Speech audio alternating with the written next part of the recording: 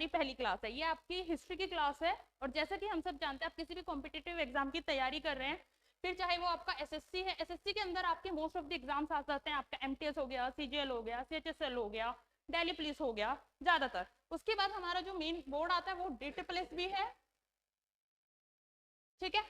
इसके अंदर भी आप टीचिंग की तैयारी करते हैं, तो हिस्ट्री, अगर आप हिस्ट्री के पीजीटी के लिए कर रहे हैं, या आप एसएसटी टीजीटी के लिए कर रहे हैं, या आप नॉर्मल पीआरटी के लिए कर रहे हैं, सब में ही सब्जेक्ट तो आते ही हैं आपके जीएस के मैंडेटरी है। और आजकल जो 23 का वेटेज देखा गया है एग्जाम्स का 23, इसमें करंट कम पूछ के, आप चाहे तो पुराने एमटीएस के पेपर उठा के देख सकते हैं, इसमें करंट कम पूछ के आपका हिस्ट्री, पॉलिटी और आपका जो ज्योग्राफी का जो पोर्शन है इस पे ज्यादा फोकस किया जा रहा है। मैं ये नहीं कह रही कि करंट मत पढ़ो, बट अपना फोकस, ये चीजें ऐसी हैं जो आप बुक से बहुत अच्छे से क्लियर कर सकते हैं। करंट 1% होता है, आता है नहीं आता है, आप कंफ्यूज हो सकते हैं, लेकिन ये चीजें ऐसी हैं जो आपने अगर अच्छे से पढ़ी तो आप इसमें कंफ्यूज हो ही नहीं सकते हैं, ठीक है। तो आज हमारी ये पहली क्लास है आपकी, ठीक है। तो सॉरी,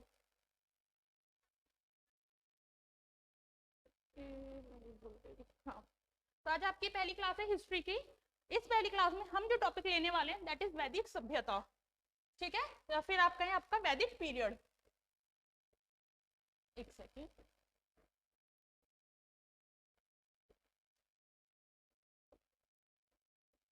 वैदिक सभ्यता और वैदिक पीरियड, ये अटक क्यों रहा है इतना?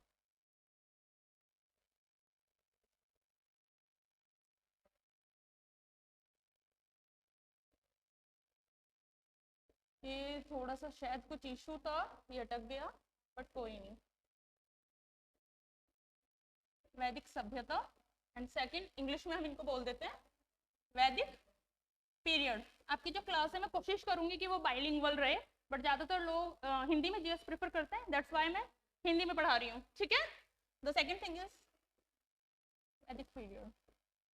अब सबसे पहले हमारा ये आता है कि आखिर ये वैदिक सभ्यता या वैदिक पीरियड ये है क्या। तो ये हमारा जो 1500 बीसी से 600 बीसी तक का जो टाइम है वो हमारा वैदिक पीरियड है, ठीक है। कौन सा? 1500 BC to 600 BC according to NCERT. अगर आप बाकी कोई भी बुक्स उठाएंगे आपको कहीं 1500 में भी 17 मिल सकता है, 1700 भी बहुत सारी बुक्स में दिया हुआ है, but according to your NCERT, आप अपनी 6th क्लास की बुक्स भी खोल के देखेंगे उसमें वैदिक का जो है चैप्टर उसमें 15 to 600 बीसी दे रखा होता है, ठीक है। और एनसीईआरटी एक ऐसी चीज है जिसके लिखे पर आप क्लेम कर सकते हैं। बाकी किसी भी प्राइवेट पब्लिकेशन की बुक पर अगर आप बोलेंगे ये पेपर में आया और हम क्लेम कर रहे हैं, वो आपका वैलिड नहीं होता है, ओके। नेक्स्ट, ये आपका हो गया। अब वैदिक सभ्यता की अगर बात करें तो सबसे पहले हम इसका थोड़ा इंट्रोडक्शन जान लेते हैं।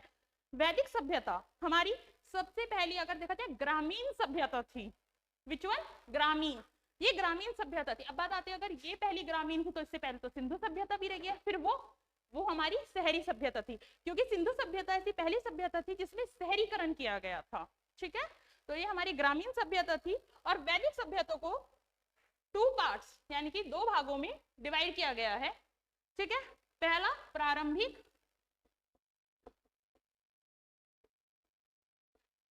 काल, ठीक है, और दूसरा है आपका उत्तर काल, उत्तर वैदिक।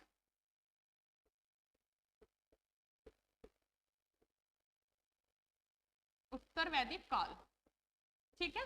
आपका जो प्रारंभिक काल का जो टाइम है वो है आपका 1500 बीसी से 1000 बीसी तक, ठीक है। ये 1000 बीसी तक है। और जो उत्तर वैदिक काल है, ये वाला जो काल है वो है आपका 1000 बीसी से 600 बीसी तक, ठीक है, ठीक है। अब नेक्स्ट, अब ये तो हमने जान लिया कि इसका काल क्या है, ये है क्या, लेकिन अब इसे भारत आई कैसे, इस सभ्यता को लाया कौन? क्योंकि हम सब जानते हैं कि सिंधु घाटी सभ्यता के पतन के बहुत सारे अलग अलग कारण हो सकते हैं, ठीक है। वो आपका हो सकता है, कोई कहता है बाढ़ आ गई, कोई कहता है कि प्राकृतिक कुछ आपदाएं जैसे आपकी बाढ़ हो गई, भूकंप हो गया ऐसा, तो कोई कहता है कि हमला हो गया, कोई कहता है कि उनके पास खाने की चीजें कोई कमी, मतलब अलग अलग किताबों में आपको अलग अलग, लेकिन मेन रीजन क्या था सिंधु घाटी सभ्यता के खत्म होने का, पतन का, उसके, ये अभी तक किसी में भी क्लियर नहीं बताया गया है। लेकिन अगर आप अपनी एनसीईआरटी क्लास 12 की बुक का फर्स्ट पार्ट देखेंगे तो उसके अंदर सिंधु घाटी सभ्यता के ऊपर चैप्टर दिया गया जिसमें क्लियरली ये मेंशन है कि प्राकृतिक आपदाओं के कारण सिंधु घाटी सभ्यता का समापन हुआ था। ठीक है, सिंधु घाटी सभ्यता जब खत्म हुई उसके बाद हमारे यहाँ पे आए आर्य।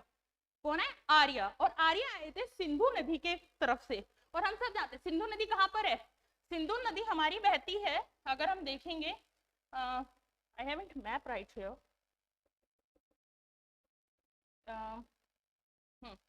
सिंधु नदी कहाँ पर है? सिंधु नदी हमारी इधर ऊपर से, ऊपर की तरफ से, मतलब जम्मू वाली साइड से पाकिस्तान की तरफ का जो पार्ट है उधर की तरफ से बहती है। और सिंधु की हमारी 5 सहायक नदियां हैं जो भारत के अंदर आती हैं।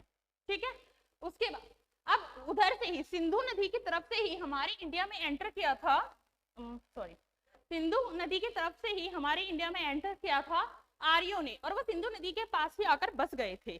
ठीक है, सिंधु और गंगा नदी पर अधिकार के बाद, उनके सिंधु और गंगा नदी के आसपास के क्षेत्रों पर अधिकार के बाद आर्य वहां बस गए थे, इसलिए वैदिक सभ्यता को आर्य सभ्यता भी कहा जाता है। तो अगर आपके पीरियड में आर्य सभ्यता के बारे में भी आए ना तो कंफ्यूज मत हो जाना, क्योंकि आर्य सभ्यता और वैदिक सभ्यता इन दोनों का काल एक ही है, इन दोनों का काल एक ही है। बट आर्य सभ्यता को वैदिक सभ्यता इसलिए कहा गया है, इसलिए कहा गया क्योंकि आर्य सभ्यता के अंदर इसी टाइम पीरियड में जिसमें आपकी आर्य सभ्यता आई, इसी टाइम पीरियड में आपके 4 वेद लिखे गए थे, और ये 4 वेद आज भी हमारे लिए बहुत इंपॉर्टेंट है।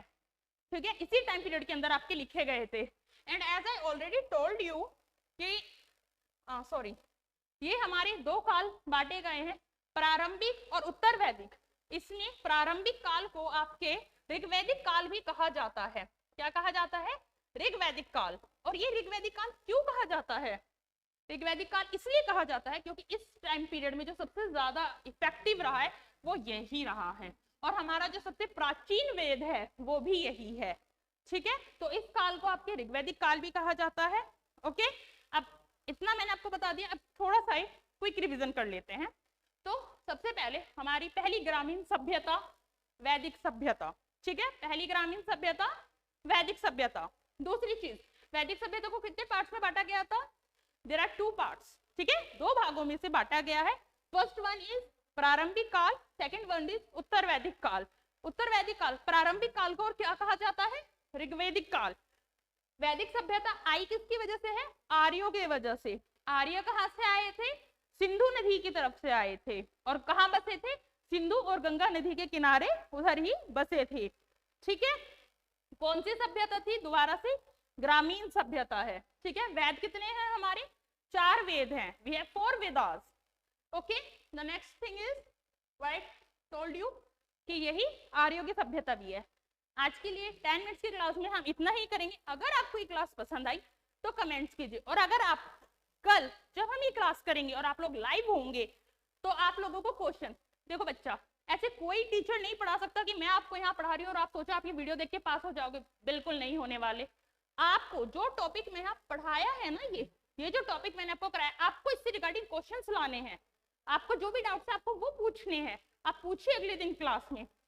जब हमारा ये टॉपिक कंप्लीट हो जाएगा तो आफ्टर दैट, हम जब ये पूरा टॉपिक कर चुके होंगे, उसके बाद मैं आपको एटलीस्ट 50 क्वेश्चंस इस टॉपिक से रिगार्डिंग प्रोवाइड कराऊंगी, जिसमें आपको हर क्वेश्चन को करने के लिए 30 सेकंड्स दिए जाएंगे। And I think it's more than enough कि आप क्वेश्चन पढ़ के 30 सेकंड्स में करें।